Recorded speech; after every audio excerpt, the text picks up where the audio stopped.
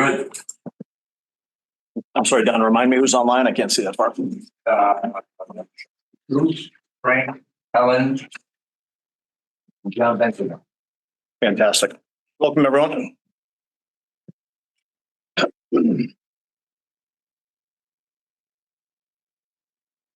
First order of business would be the minutes from the March 21st School Building Committee meeting. To accept the minutes from the March 21st, 2024 building meeting. Second? Second.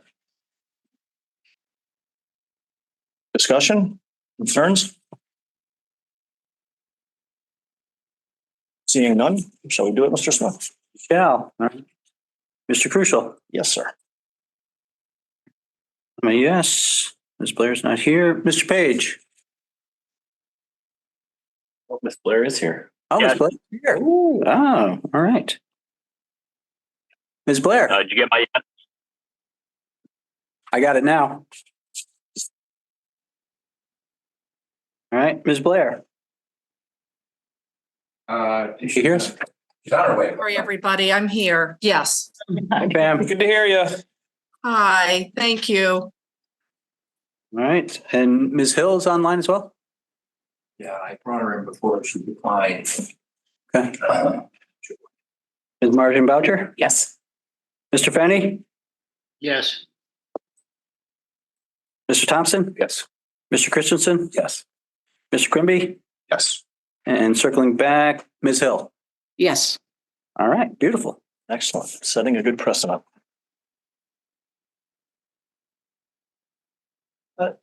Don, any members of the public besides the committee? There are two other people. It's Tracy Routhier from Fontaine and Jason. Also Fontaine. You probably don't want to bring them in now or they? You can certainly bring them in, but they won't be raising any issues that I'm aware of. Against our policy. Benjamin, I think that comes to you. Yeah, if you just sit next to Gordon, great. Thank you. This is your favorite slide? This is. I won't spend too much time on it today, guys. So everybody knows where we're at with design development. Just this week, we completed the reconciliation on Tuesday. So Fontaine and PM&C. It was a long day of going back and forth, reviewing quantities, just kind of scope, just looking under every rock. And at the end of the day, we were within $90,000 of each other, of the two estimates, which is fantastic. So we then took that information and we're doing the rest of the deliverables. So the budget, obviously, we need to take the reconciled estimate, work that into that, which we will be seeing today. And then also, so that's the cost portion. There's also a lot of other deliverables which Christian will be hitting on in his presentation. We've done constructability reviews. Fontaine performed theirs, got their comments over the design team. Skanska performed their own. We provided our comments as well. So a lot of moving parts going into this submission, but we're there. So where are we at? So SBC approval, that's today, and then the submission, and then we'll wait to hear back from MSBA. And then we just, obviously, like I said last time, we're not going to wait around to hear from them. We start right into the 60% CD phase. So I won't spend too much time on the rest of it. We can jump into the next slide, Gordon. Great. Wow, this is even smaller text than Ben's. So this is the table of contents for our design development submission to the MSBA. I'm actually going to just quickly run through it line by line and go through a few that have more detail. So OPM cover letter, introduction by us. As Ben was saying, we have all these review comments coming in from folks that we include in the submission. So from Skanska, from Fontaine, from the commissioning agent, and we both have MEP comments from them that are a bit more detailed. Some very rough building envelope ones, not too detailed yet. Those will improve as we get into 60% CDs. SD MSBA comments and response, that's just something they want to see a copy of that. That was easy to include. Designer evaluation, SBC minutes, that's from this meeting in particular. Project schedule, that's pretty straightforward, coming from Skanska. And then all of the estimates. So here we have the reconciled cost estimate from Fontaine, the reconciled estimate from PM&C, which the numbers we'll get into shortly. I'm sure everyone's anxious to take a look at a comparison spreadsheet and some other kind of summaries. Then in design deliverables, we have our updated work plan. That's really kind of our schedule going forward. Basis of design narrative, which is a focus on kind of the sustainable elements of the building. An updated building code analysis that we've done. Green communities and lead scorecard. So giving the MSBA an update on where that is, how that's looking. Proposed proprietary items and alternates. Again, something we'll talk about today, proprietary items we have from, a previous SBC vote. So that's easy to include. A narrative on interior and exterior materials. And thank you everybody for that meeting last week. That was super helpful and moving forward on those. Structural calculations, independent structural review. We've just settled on an independent structural review who will take a look at the structural calculations, provide feedback at both this DD level and then again at the 60% level. That will be a reimbursable service that we'll see build in the future. Have that underway. Who are you using? It was someone that RSE has worked with before. I actually was not that familiar with them. Emberg, I think we've used them Emberg, right. a while back, but they're in the mix. They're out of, Localish? out of Needham, Not so much. but very reasonable fee. And that RSE has worked with them before. It's always good to have a relationship. It's not combative. It's a, helpful. Oh, have you thought about this aspect? And can be really helpful just to have that outside set of eyes on it. Energy calculations, life cycle cost analysis, all heat gain and loss calculations, electrical load calculations, all coming from our engineers on the project. These are not quality control, project sign, not so important. Space summary, that was a huge push in schematic design, and now we kind of bring it up again. And a lot of spaces have shifted slightly as we've dealt with structural issues or as we've talked to the district. So nothing super significant has changed with the space summary, but there's certainly been changes in almost every room, plus or minus 5 or 10 square feet. So we have to update all of that and let the MSBA know about it. Similarly, we have added 2 very small new special education spaces. And so we will need to do an updated DESE submittal. And that whole package, it is not earth shattering, but just something that we need to update both the MSBA and DESE on. Then the MSBA wants to know how project approvals are going, zoning approvals, et cetera. And we'll talk about that briefly later. Cost estimates, drawings, the project manual, the specs, and then a project coordination checklist. So all of that gets wrapped up into a binder. It's actually a smaller binder than what we submitted as schematic design. And all of that goes to the state tomorrow. Nice. Any questions on any of those specific line items or sections? I'm sure that took you a half hour to put together. Table of contents took me about a day, and then getting it into the formatting it for the PowerPoint was, but yes, it's a lot of moving parts. So the reconciliation. So at the top, we've shown kind of where we were at the end of schematic design, the total project budget. So for now, we've simplified it into direct trade costs and total construction costs. And then just to keep in mind, from that construction cost, we got to our total project budget, $177,460,000 back at schematic design. So when the estimates first came in, we had that 147.537 number in mind. Both PM&C and Fontaine came in just a little bit above that, but certainly within striking distance. It came in, I think, on maybe Monday. So we reviewed very quickly. We had some ideas of potential VE items, but we were also able just to review the estimates in general and provide feedback.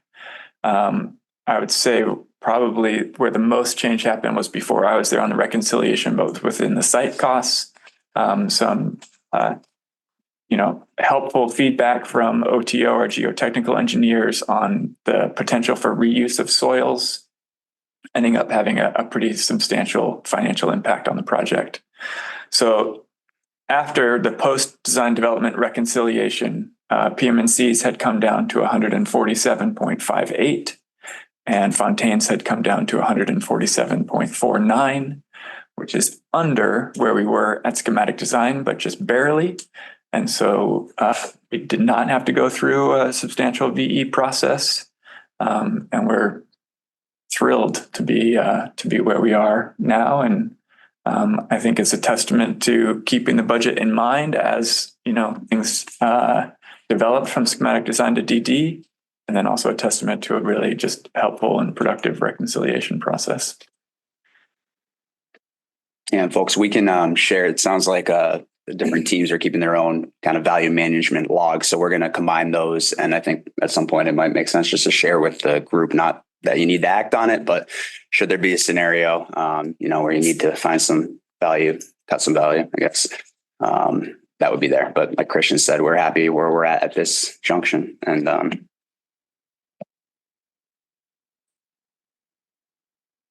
any questions on kind of that reconciliation process? This is I went into the Fontaine estimate in more specifics. Just I thought folks might be interested on kind of where the numbers were generated from.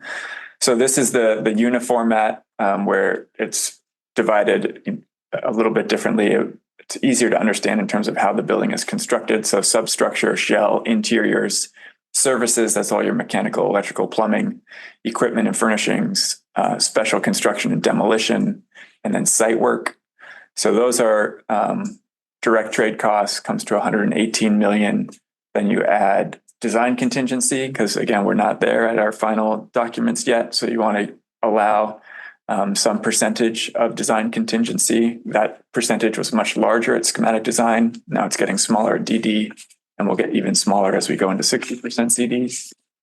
General conditions, bonds and insurance, and then the CM fee gets us to a total construction cost of 147.4. Christian, if we're trying to keep SOD in mind, I know it's off in the future. We think about value engineering now. Next slide. Next slide. Nice. So good. So There it is. we kind of had, when we gave the DD set to the estimators, we had a bunch of line items for different things to get their cost, but we decided to simplify it to these three official alternates in the estimates that are going to go with our package to the MSBA. So did look at an additional sports field storage building. We looked at additional athletic field irrigation, an additional 245,000 square feet of irrigation. And then this is not all of the athletic fields, but in talking to the athletic director, this was kind of I think all the athletic fields was somewhere around 680,000 square feet or something like that. So a lot of them, but not all of them, looking at sod in lieu of seed. And that was coming in at just under $1 million. So these are certainly alternates that we want to keep tracking. And I think, yes, to your question and Ben's point, I think having a VE list in front of us, and then also, when we get into the 60% CD process, at that point, we'll even have some real numbers coming in shortly after that. So that's when we can really start making some of these decisions. Ideally, we do it with savings, not slashing anything. Right. Well, so out of the contingency potentially, right? That's where it would end up. I think it could end up being that we have some bid savings. Obviously, we need to, given the phasing and when we're going to be buying stuff out, until we buy out the 100% CDs at the end of, mid-December, whenever that would be taking place. I guess that would be when we realize if we have savings or not, any potential bid savings.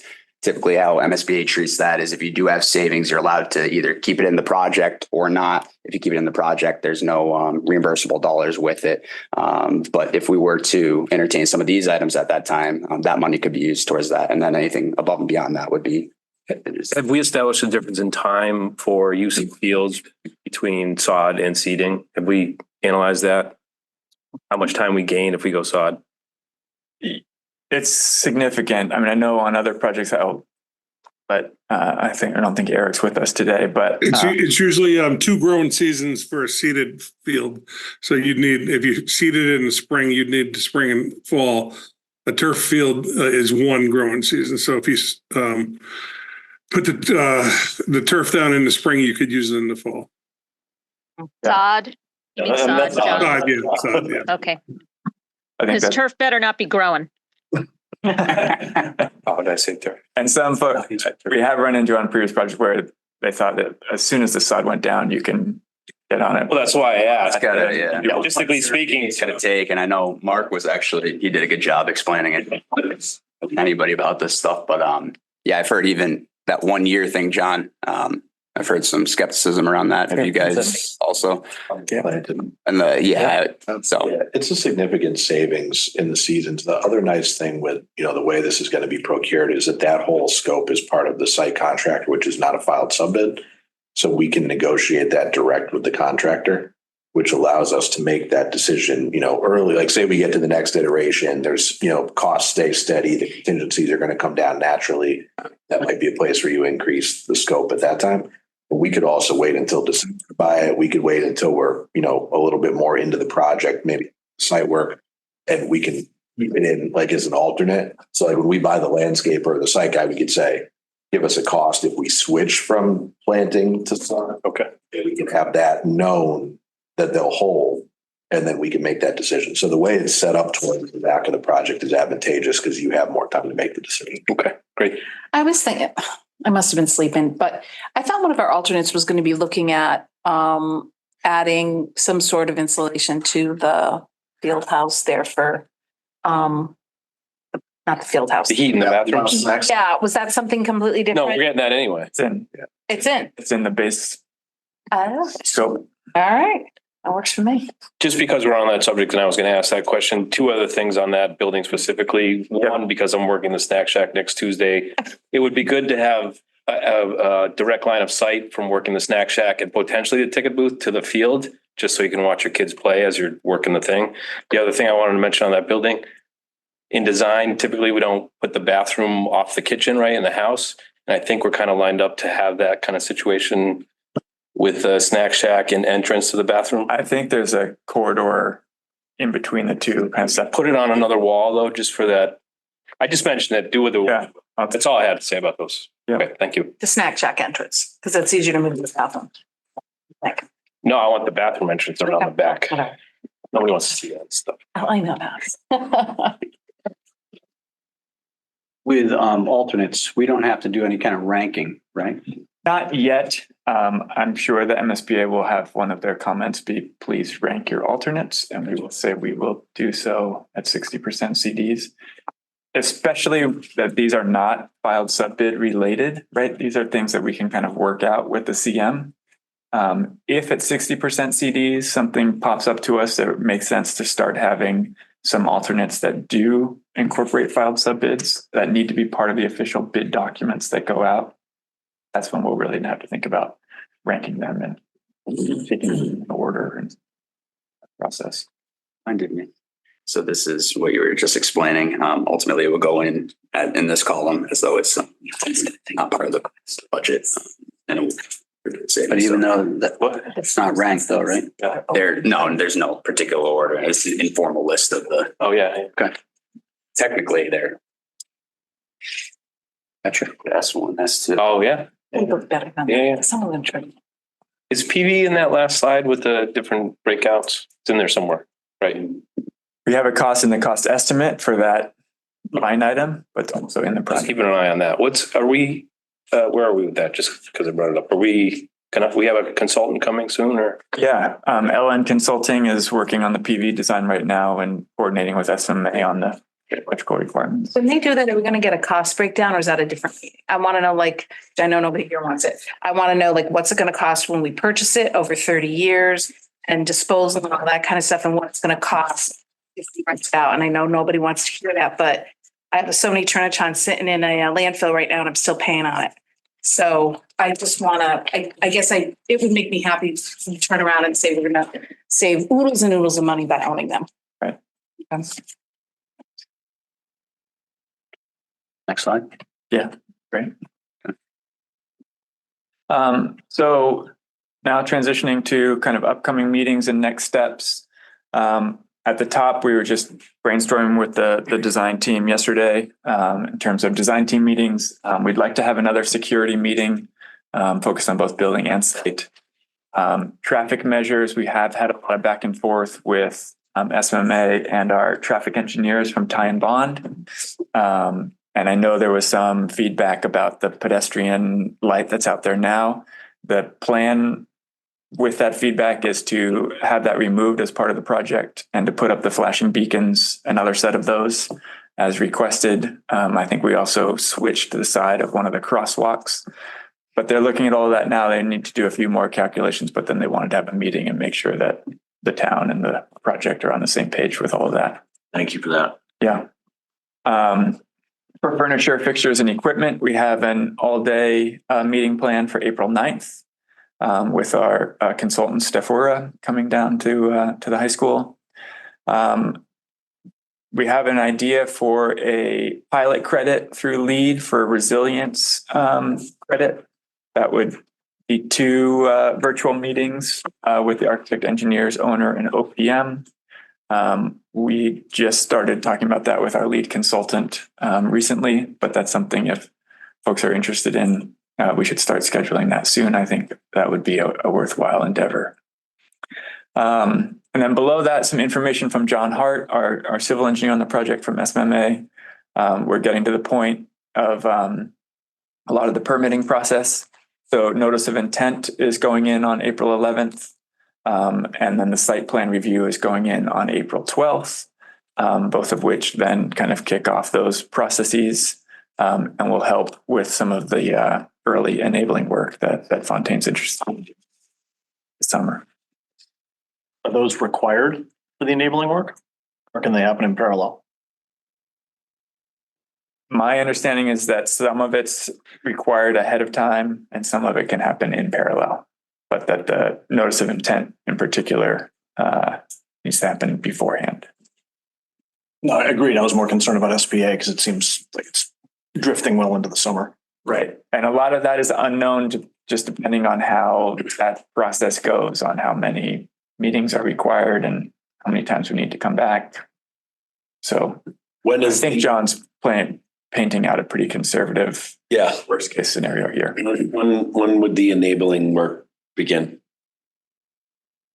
Day after school gets out. Memorial Day. No, yeah, so Or snow days, right? no, Hopefully not. I can, I think it's the 70s. Not if Gordon has anything to say about it. so like right after the last day of school.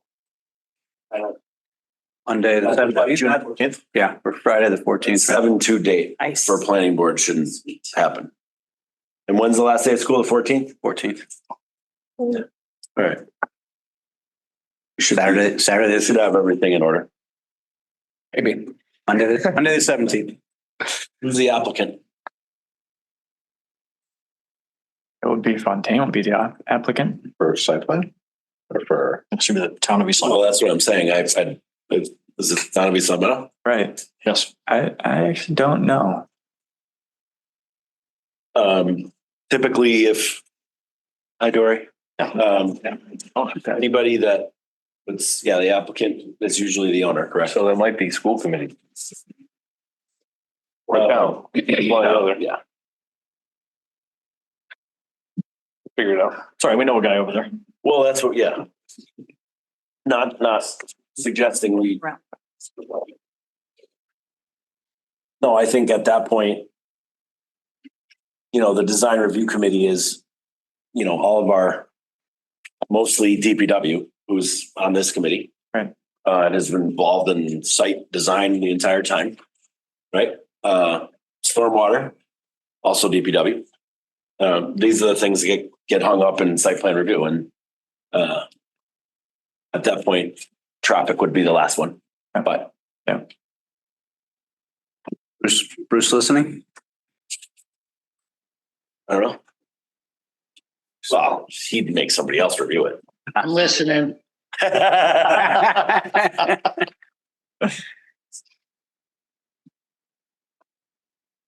So, Great.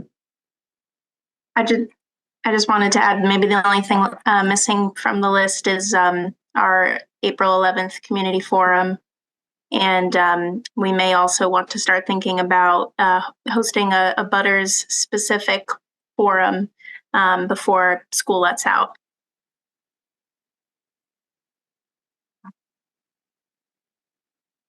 We have a time for that, Victoria, April 11th. 6 p.m. I believe 6 p.m., right, Gordon? 6 p.m. is what we've done in the past. Yep. And We where's have that? 6 In the 6 p.m. cafeteria. Yeah. The cafeteria, yes. Yeah.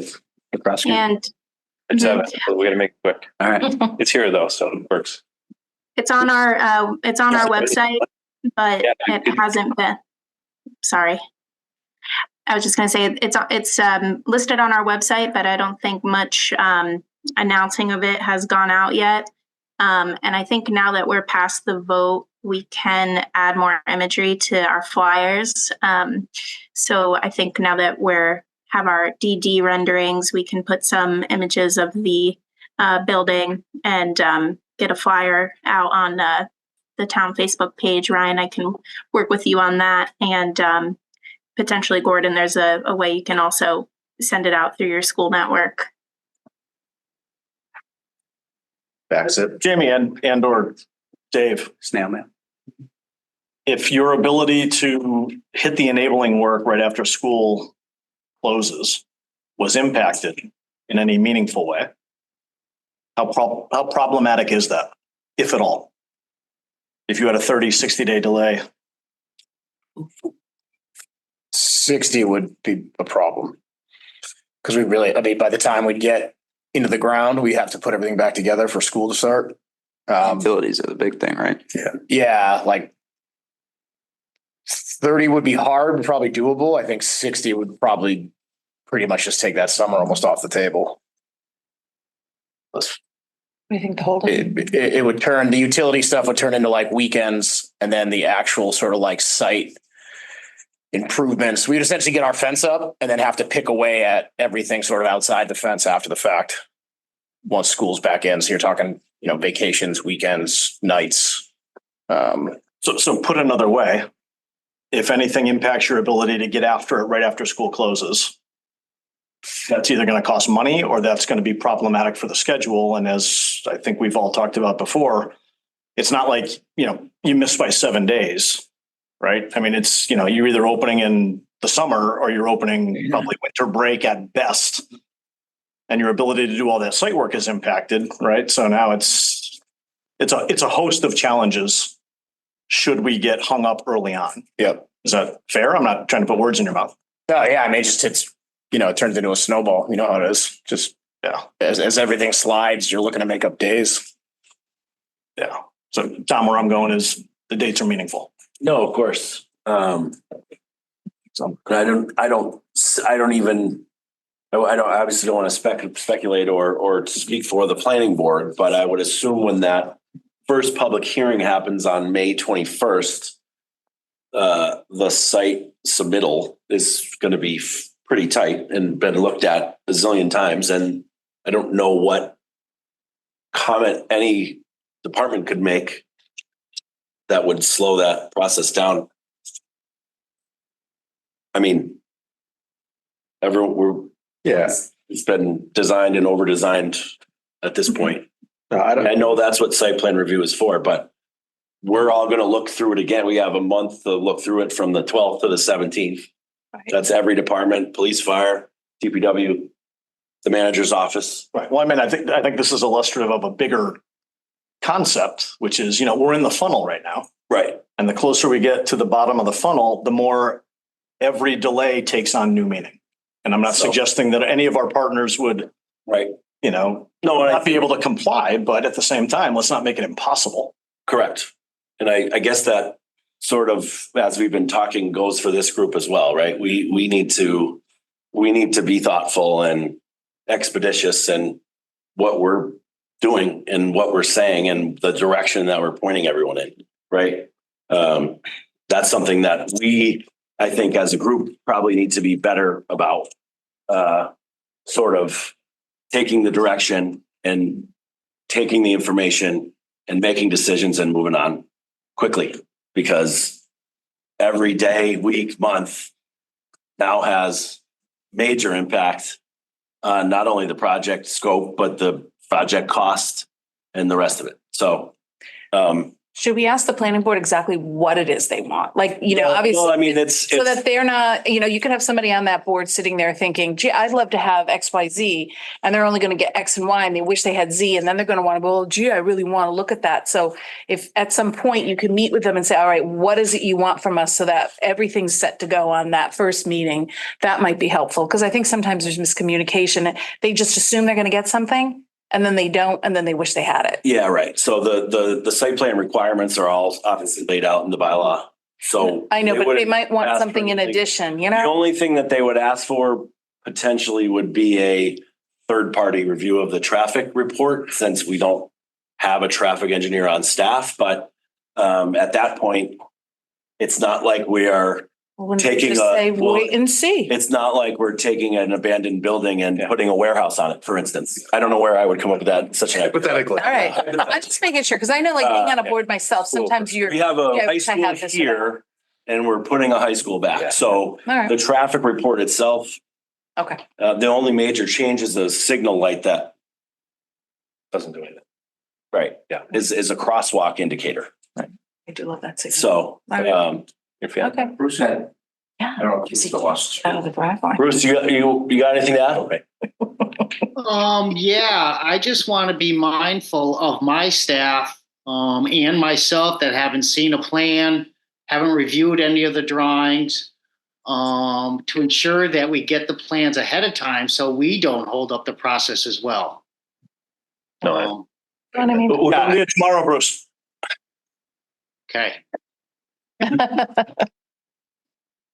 Yeah, the filing date and the public hearing are 6 weeks apart or so. So I'd be willing to jump in and help too. I missed that part of the job.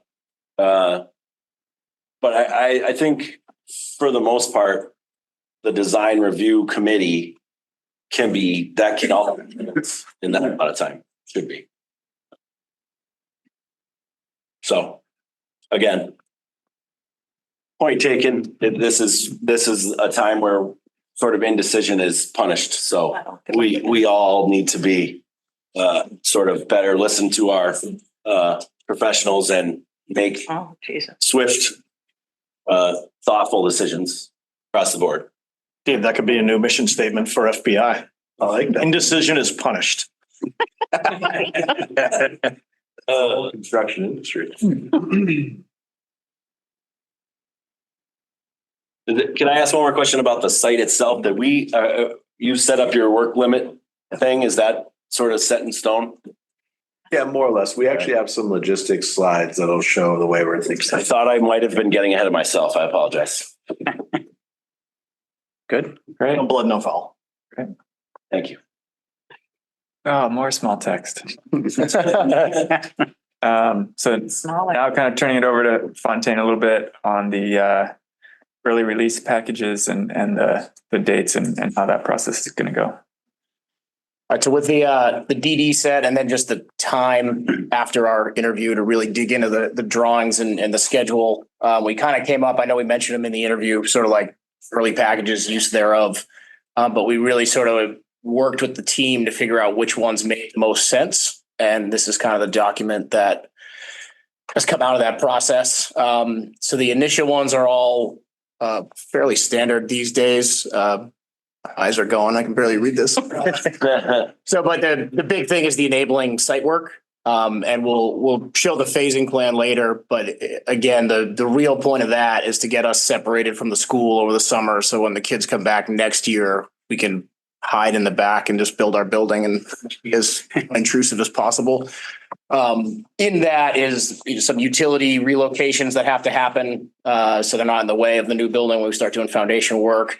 And then there's going to be an electrical scope of work in that, primarily the salvaging of the lights over at the tennis courts. But then we'll also have them probably, if we can get grid on board, essentially have our temp power for construction all kind of set up by them over the summer. So that's all in place too, and the trades getting here. What am I missing, Danielle? I can't think of that's big picture. I mean, there's a lot of words on there, but one thing I would just note with that is that we've been, coordinating with the consultants as well as folks on your team kind of about the details of that scope. Yep. And we're being mindful of fence moves to accommodate things over the summer, like the concert series until it completes and everything. So, we're getting done what we need to over the summer, but we're also following through on kind of working with accommodating what's in place. Do you know what plan you're going to use for, the traffic plan for vehicles? Yes. Yeah, that's probably the next slide. Oh, it is. Okay, good. So I'll just tear through these packages really quick. So the next one is ERP2, which is essentially the items that we're looking to release at the 60% drawing phase. It's the site work package for the whole job. So the enabling package and the site work package are going to be kind of different contracts. The concrete for the building itself, so that's all the foundation work and slabs, and then the actual steel and then the timber framing that's involved for the building itself. That's just really driven by lead time and pushing to get the building out of the ground kind of as soon as we can. And again, you're seeing this more and more now, just with the world we live in of steel and concrete site kind of going off the 90s or 60s. So this is pretty standard, from our side of the table. And then there's a material only portion of this. We're keeping an eye on what it's really going to be. Right now we're looking at switchgear, transfer switch, and the generator, because the lead times on some of those items are still pretty out of control. So we've had success on other projects with essentially working with the design team to make sure we have exactly what we need. We procure it, and then we just we basically give it to the electrical contractor when their bid actually happens. So that'll be sort of a material only. We're going to procure the material. So all those lead times start. And then once the electrician's on board, we kind of just hand it over to him. And then the elevator and dam proofing for the foundation will be in that as well. Elevators, really just we need to know what the elevator pit looks like, what the shaft for the elevator is going to look like, just to tie in with the steel. And then the final early release package is essentially all the MEPs. So it's fire suppression, plumbing, HVAC, and electrical. The thing that really kind of drove this, the more we dug into the schedule and kind of saw where the critical path was and what, was really pushing everything, the coordination aspect of which we can do some without the subs on board.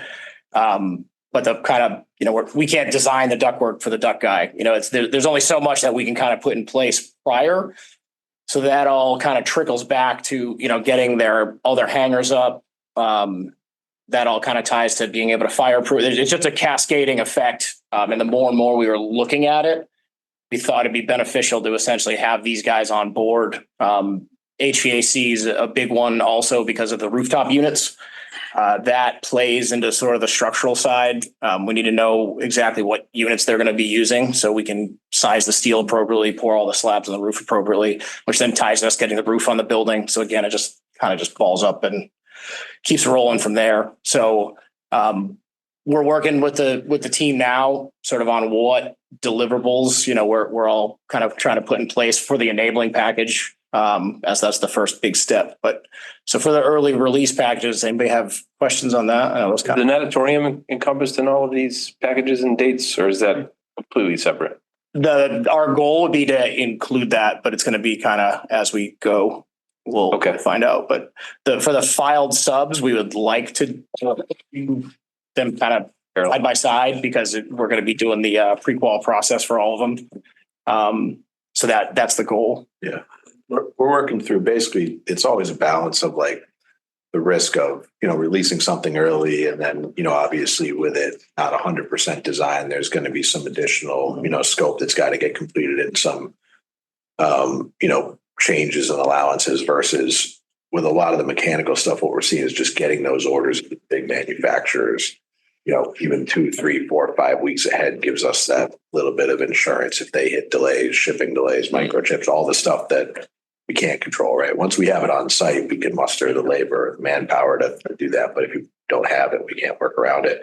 And I think Jamie's point is we went through this, this is similar in the early packages, like the concrete steel of how we were looking at the interview thing, the, MEP packages between the interview and now, we felt really would be beneficial to do with these early packages. And, it's recognized like we're asking JWA and their consultants to push those designs faster for us. And we've worked with them on past projects and it's going to be a team process to make that happen. But I think that with doing that, we as a team are hoping to buy a little bit of insurance of getting those orders in, right? Getting the materials there. And also the way that the superstructure of the building is going to be proceeding, like with steel showing up, late this year, early next year, getting that information, even if we don't have the material of the exact size of the rooftop units, getting information going with the mechanicals is going to allow us to build a lot more efficiently on site, just having those contractors on board. Christian, what's your date for the remainder? 12 December something. Right. So just to reiterate that, so this was not what we were anticipating earlier on. We had site work going off the 60s, had structure going off the 90s. We had all of our mechanical, electrical, and plumbing going off the 100s on December 2nd. So I just want to voice that this isn't without a great deal of hand wringing and uncomfort on the design team's part, to put it mildly.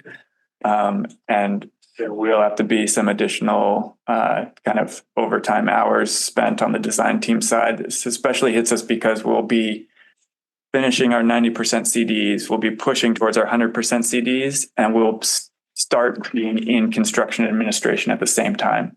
So we'll start getting RFIs from the mechanical, filed sub bidders. And so, it's an extra push. But I think, we've talked about it a lot. We've had a lot of meetings outside of the school building committee meetings. And I wouldn't say we're feeling comfortable about it, but we see the dilemma, we see the goal that's, always been very evident on the school building committee's part of opening in fall of 2026. So we're doing what we can to meet that.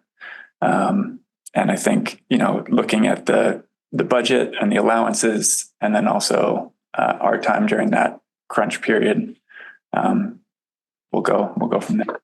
Are there any new concerns on that opening date after all this? I'll let Dave talk. I mean, I think always, right? But yeah, I mean, I think that as you heard from us, and I'm sure others in the interview and stuff, it's a very aggressive schedule. I mean, it's beginning in 2024. We're not starting until after school gets out. We got to have the building procured and coordinated and built in, roughly 2 years, right? So it's very aggressive.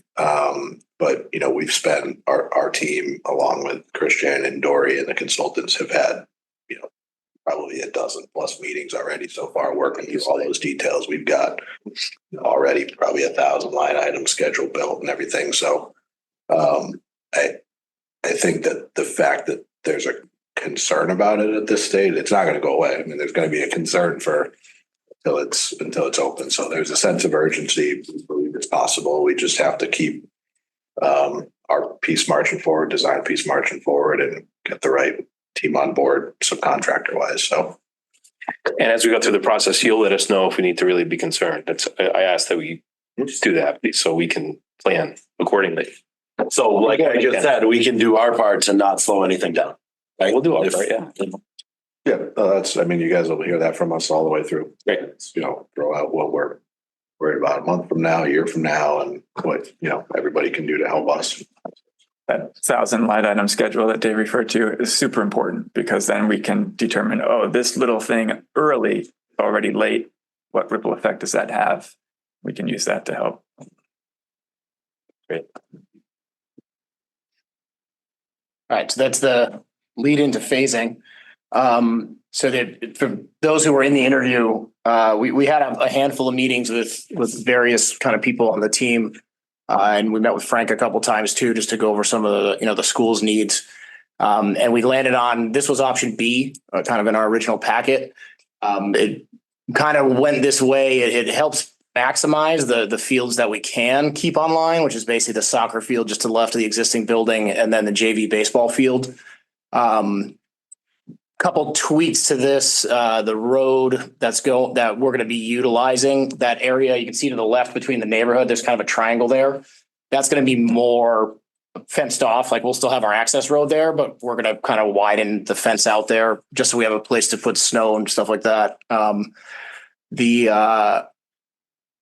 either side of that kind of lower soccer field where the JV baseball field is, we're looking at possibly stockpiling material kind of on either side of that field, which would essentially just be a mound of dirt that will grow grass on. But it goes back to that OTO kind of trying to find ways that we can keep some of the material, which sounds silly, but it saves quite a bit of money to be able to do that. So that's not shown on this drawing, but that's what we're working on right now. And then in front of the school, we're working with the design team, kind of finalizing. It's just sort of black on here, but that's going to be additional parking with the intent of eventually when we need to kind of tear up the other parking lot, that gives overflow capacity, but also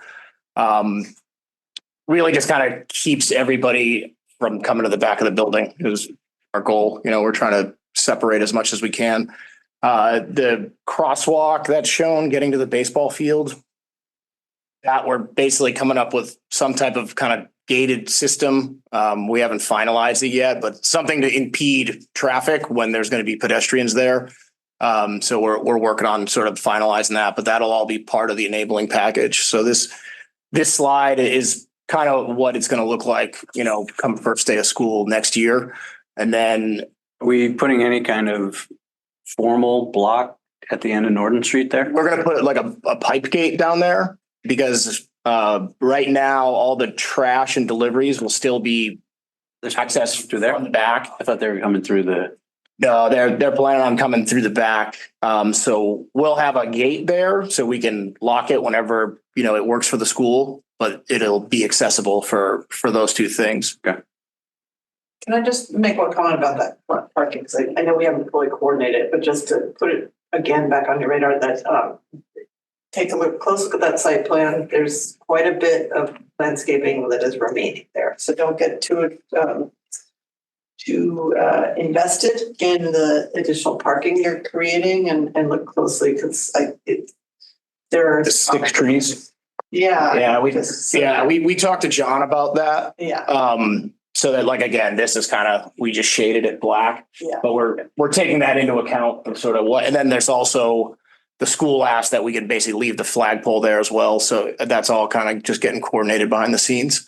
But broad brush, this is essentially what it's going to look like. And then the storing the the walkway, the Spartan walkway, and then yes, that'll basically be to one of the classes out on the front of the. Yes. Yeah. There's a list of kind of salvage items. So the walkway will essentially palletize and then store it. And then the landscaper, when it gets a new home, will reinstall it in a year and a half. Right. So is Dory saying that we're going to be able to save a couple of the trees that are in the? Yeah, there's, I believe it's 6 trees are called out to stay that are kind of in that front horseshoe. All right. So we're working to finagle our parking plan around that. Can I assume the ones that are over by the pool, the existing pool, are doomed? Because they're right there? Yes. Okay. Yeah, everything near the building. Well, I'm happy you saved what you could. So it takes a long time to grow. Are you moving those telephone poles that are where the services come in? Not as part of enabling. Okay. But they will go eventually. But we're gonna get the fiber moved coming down that way. Okay. So it's out of your guys' way for the back. Perfect. Yeah. Yeah. We're not touching them in the. It's been enabling for months. And then I know somebody touched on it for this summer for the concert series where you can see kind of like the yellow Connex boxes up top.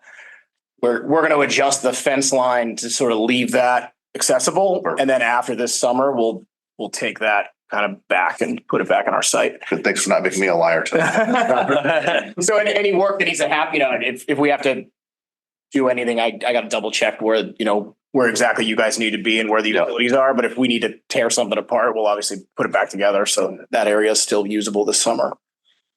But big picture, that is pretty much the phasing plan that we landed on. And then if you can go to the next. So we'll have some stockpiling on the JV ball field. Yeah, it'll be outside the field will still be usable. It's just, there's going to be a mound of dirt on either side of it. Left and the right of Right field foul territory. Yeah. Between Gordon Street. Down there and over there. Is that enough? We think it is right now because 70 Maple. Well, I think there was probably some talk about, saving that field at all costs. We only have one other 90-foot diameter. Yeah. But if we're talking about the difference between the cost of trucking dirt off the site just to bring it back and one baseball season. Yeah. No, we think because this is primarily going to be loam. So the area sort of inside of our fence line is what we're going to, scrape all that loam up, and that's what we're saving. That's what needs to be stockpiled long term, because all the other loam that we need to scrape up is all just going to stay in place until we take that over on the site. So it's probably going to be about, I think, what was it, like 12,000 cubic yards? I wouldn't even speculate how much that takes to truck off site. So yeah, so if you need more room than you think you need. No, we think again, where we're at is we think this can work. We think we have enough room to stockpile. We can certainly coordinate ball game schedules and whatever else, and Kevin and Gordon, and we can, because I assume that would be, don't make that face. Dirt is very expensive to move. Yes. Tom, it's only like 550 triaxles, so. Yeah. Good morning. Actually, I want another field then too. Take a bigger picture. No. But you see what I'm getting at is that's not a cost we want to incur just to save the ball field. And our original, when we first really started looking at it, we were looking at sort of the total volume of loam if we were keeping it all on site. And that pushed us towards like we might have to take the baseball field, but because we're leaving half of it in place. Okay. Once we do have to, we're going to have to screen it, process it, do all that. Once we start doing that work is when we're going to be taking the baseball field offline anyway. You screen right there. Yep. Yeah. It'll all just happen right there. Great. So as of right now, we should be able to keep those fields online. Thank you. Yep. And then, so just sort of a broad brush schedule overview. Sorry. Once we get the enabling package kind of put to bed, as we said, the ERP one's going to have the site and then foundation and then steel. So we'll get that going right off the bat. The site guy will also be doing a bunch of the utility work around the new building, all kind of at that time. Go to the next slide. Sorry. Struggling here. Is that it? Yep. Yeah. And then we gotta go into the spring. Everything happens kind of slow at that fit. It'll be just a hole in the ground for a while we're working on foundations, and then the steel will start swinging. And then come spring of 25, you'll be looking at the exterior framing and sheathing going up. You'll start seeing masonry go up. So it starts to really look like a building. Inside, basically it's a race to get the building weather tight, so then we can get everything rocking and rolling inside. So you'll see as the walls go up, the roof will start going on. We'll probably temp most of the windows just so we can get enclosed and start getting going on roughing and fireproofing and all that stuff. And if you go to the next slide. So the summer of 26. Did we skip one? Yes. Yeah, I think we skipped one. Sorry. Summer 25. Summer 25. There it is. So yeah, that summer, all of our summers are going to be really awesome. Again, we're going to take advantage of kind of school being out and jump outside the fence line. So that's when we're planning on doing the press box, the concession stand, the new tennis courts. And the majority of the new parking that's kind of up in that right-hand corner on there. That'll be a push. We'll get that sort of buttoned up. And then once school comes back, we'll, retreat back into our fence line. While that's happening, everything at that point, we'll probably have some finishes started in the building. We'll still be framing some parts, but we'll have, you'll probably start seeing paint, ceilings going in and all that. Will the concessions building ever be available to the district in the fall of 25? Or is that a later thing? Just curious because it's. I don't remember how we built that. I don't know if we'll be able to finish it. So we'll Yeah. have to look at whether or not we leave Is that a home game? other buildings online. That's it. Is it? But we'll make that call. We got a home game this year, right? I think so, yeah. Because we can go home after. Yeah, it would be. Yeah, we'll have to make that call to see when the entire concession building is Yeah. done and can get turned over. It may be at some point into the fall. And then if that happens, we'll leave the other buildings online. Yeah, But away. Thanksgiving. On that year. Because next year no, I thought you just said this year was home. Thanksgiving. next year away. No, we're home. by the end, early before the end of the football season. That's summer. So it's on, Do you know about the old, Brag of you, he'll stand out in the cold. just the boosters were asking about the old Snack Shack. They're actually putting money into it now unnecessarily. Well, nice. They got money, a grant money. Yeah. So when will that come down versus the new one come online? Do you know? That's what we have to look at. If that access ramp, Yeah, what press box. our goal would be to keep that online until the other one's basically ready to use. We'd have to, power requirements and all that. We'll have to figure that out. But In the fall of 25, we're still able to, while you're building that, we're still able to use that field? fall, yes, yeah, we're planning on essentially going out there in the summertime. So like all the Like mid-August when teams start practicing? Yep. Okay. Yeah. But it's something, the two things that we need to drill down more into on that phase, right? Because as you can see in the top of the slide, right, the parking lot ultimately gets reconfigured into obviously a different layout, different shape, right? Yep. So we're trying to split up and grab scopes of work in multiple summers. Is that if we wait until the summer of 26, we're gonna be doing the abatement demo of the building, hauling that out, right? That's too much. There won't be enough time to develop that entire parking lot area. Right. So by grabbing half of it each summer, it makes it more feasible to move into that fall. The point of the concession building is something that has been on our mind, but not fully, because it'd be great, obviously, if we could open it for, Right. The school year before 26, that's great. But I think we got to figure out construction durations, and then we'd have to look with the consultants of things like utilities and services and, because it'll ultimately all be tied into a lot of stuff that will serve the school. But I think what we're definitely hearing and shooting for would be if we can turn it over early, we definitely will. The other thing that we've been thinking of, and you guys brought up a good point, is access to the field complex during that summer, right? Because essentially all the parking, all the circulation, everything right up to the fence line, right, gets redeveloped. Right. So I think that we would want to understand is, what's the requirement for continued, I'll call it 24/7 access during that summer of 26 to the field? To the field. Yeah.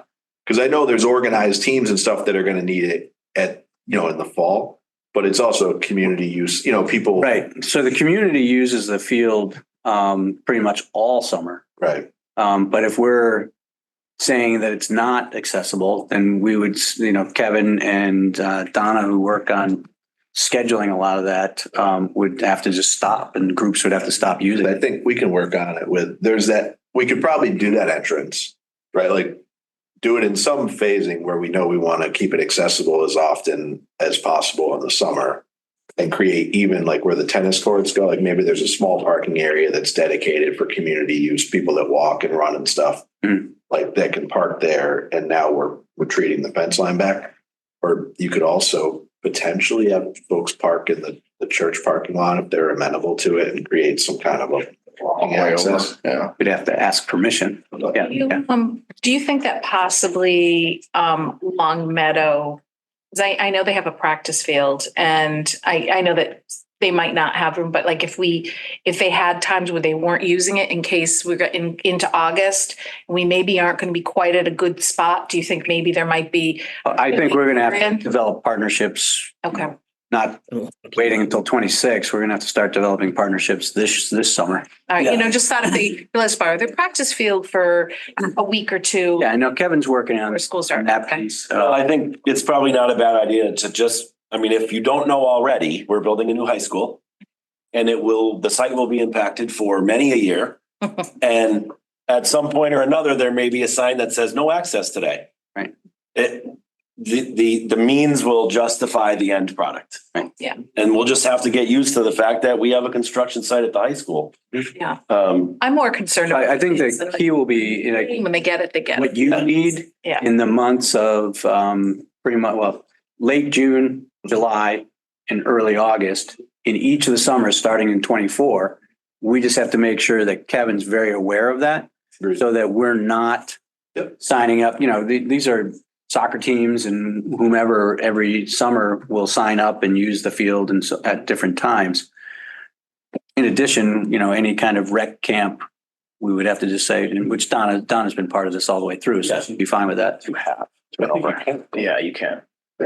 Yeah, just continuing that conversation. Men's soccer leagues that just sneak on. Yeah. I just they are. Yeah. Knock them out. All right. So we can get it open for the fall. Half you pull in. I don't know where there's over 28 baseball's going, but Yeah, we'll designs. I don't know where they're going. I was going to come up with a plan. We haven't dug that deep to ensure access. We know it's a thing, so it'll come up as we kind of scope the site guy, because that every single one of these slides is like neat things are happening, but there's a million kind of sub phases to all of it. And we're not at that level yet. I mean, we're not even here yet, right? And we're talking about a year and a half, and how are we going to approach that? Right. You guys bringing up things that, you're thinking of, because we were saying if we developed essentially, the first half of the parking lot, right? Like closest to the field. Yeah. But we left some of the parking lot closer to the existing school. And we took part of what's in our fence line where you see those yellow boxes and created a 6 or 8 foot wide, temporary bituminous walkway. Yep. Right. That could be the entrance into the field for a certain amount of time. And when we turn over, flip the other part of the lot, right? People will pull in closer to the center as normal and park there. So we can put those types of things in the scope of the way the job's going to go. And it's really not a significant cost if we think of it now and, just buy it that way. Next slide. Good. Another fun pick, 26. I mean, basically over, between summer of 25, summer of 26, the inside of the building will all be getting finished out, all the millwork, casework, kitchen equipment's going to start showing up. So that'll all kind of progress on a normal building timeline. But the summer of 26 is going to be a little busy. And this slide kind of shows why we're trying to get that parking lot done in the summer of 25, because there's just a lot to do. The focus obviously is going to be on the area that's going to have the bus loop eventually. So dropping kind of that right side of the existing building and just getting all that material out of there so we can get the site work done. So we're ready for school, the first day of school. And if you go to the next slide, this is what we're aiming to have the site look like for first day of school. So it's kind of like the traffic patterns are all there. People can start learning the new routine. And then we're essentially kind of flip-flopping. We're retreating to the fields that we were just kind of hanging out. The moving forward, we're looking at trying to get football field, like the practice football field and the other field next to it. We're trying to figure out if we can phase it in a way to get that prepared first. Like all the baseball and softball fields, there's no way to accelerate those because the building's in the way. But if we can get those first 2 fields, a couple seasons early, we're trying to look at how that comes together. But I don't want to make any promises yet, especially since Mark's not here. And then if you get the next slide, kind of shows that just the whole thing buttoned up. So it's those kind of fields in the lower right would be the 2 that we would probably look to possibly get kind of seeded or sodded a season earlier than all the other stuff. So it just gets one more growing season under the belt. And then that pretty much takes us to final completion. But I'm glad someone, it came up about getting on that, this is final completion in spring, but if, that grass would be ready to roll that spring, anything that we just planted. So it's good to put that out there because everybody looks at it, they're like, all right, we're done in spring. It's like, I recommend we leave a lot of our fencing up. I would too. You keep it looking like a construction site and leave it, but that's a bridge we can cross then. But any chance you can do any of that planting in 26? So you're ready for spring 27? Is that just crazy talk? I don't think so. I don't. Which planting are you talking about? The fields? Fields. Because we'd pretty much choke all of we'd kill our If we parking take- and laydown area. So we would have to take other fields offline, Yeah. the soccer field and the JV field, to have any chance. Yeah. Yeah, we can look at that. I think one thing to the point you made with planning in advance is we can almost go through, and I'm not sure if the fields have numbers now, but like in our world, we'll kind of number the existing ones and the new ones. And we can give a projected schedule for when they'll need to come offline. Cause then you can see, part of it's like we're keeping the JV field for a certain amount of time, but in the course of it, everything comes offline. Yeah, perfect. You got it. When they'll come offline and then when they'll be ready for use. And then to your point with the sod versus, it'll be a tangible here's. Can I assume the sod is just physically on the fields and not the rest? The rest is seed? Or would that save a considerable amount of money if we seed, if we, you understand what I'm saying? Just seed where the regular walking area is, but sod the actual fields? So I know certainly that like the regular area. The mud pit. Between the parking and stuff like that, it is all regular seed, but that's a really good question on what. If a couple of them we could do and just try to keep, I know parents want to sit there and stuff like that, but be like, Yeah, at least the kids can play. sure. Yeah, good point. You'll look at that. And you're moving that rebounding wall, you know about that? Yeah, we don't know how, but we're moving. I don't know how either. I was surprised. I just want to throw that out there. Thank you. We were out there looking at it last week.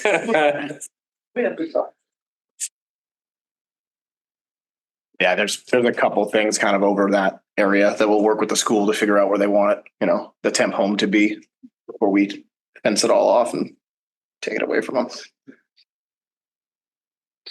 That's kind of the 20,000 foot just breakdown. If anybody's got any questions, just let us know. Looks easy. Yeah. The summers. Yeah, the summer's the hard part. Thank you.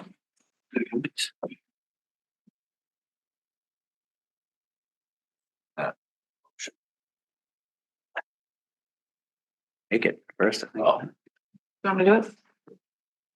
Are we ready for that? Okay. Don't be afraid. All right. The East Long Meadow School Building Committee has completed its review of the total project budget for the East Long Meadow High School project and approves the submittal to MSBA for consideration. Keep going, or is it two separate motions? Two separate ones. Two separate ones. Do you have a second? Is there a second? Second. Are you moving that? Just not to be technical. I move, but- yes. Yeah, okay. Sorry. Second. Nice. Discussion?